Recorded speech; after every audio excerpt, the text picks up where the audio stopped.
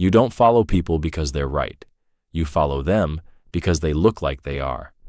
Think about how people react to authority: a confident voice, a firm tone, a title, expert, manager, leader. And something changes. People stop questioning. They listen more. They interrupt less. They hesitate before disagreeing. Even when something feels wrong, they stay quiet. Why? Because the person speaking seems like they know your brain is wired to reduce effort. Thinking takes energy. Questioning takes effort. So when someone appears to have authority, your brain relaxes. It assumes they know what they're doing. This is called authority bias.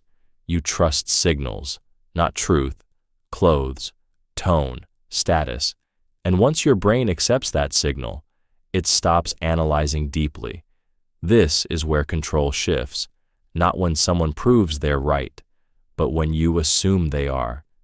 Because once you accept authority, you stop resisting, you stop questioning, you start following, even small instructions, even subtle suggestions, and slowly you give away control. This is where control shifts, not when someone proves they're right, but when you assume they are. Because once you accept authority, you stop resisting, you stop questioning, you start following, even small instructions, even subtle suggestions, and slowly you give away control. You see this everywhere, in business, in social media, in conversations. Someone speaks like an authority, and others follow, not because they verified it, but because it felt right. And the more people agree, the stronger that authority becomes.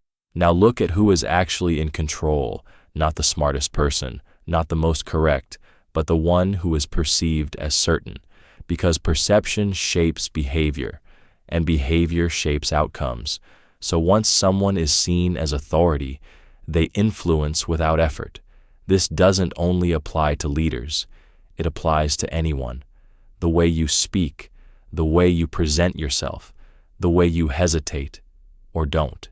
Every signal you send either gives you authority or gives it to someone else.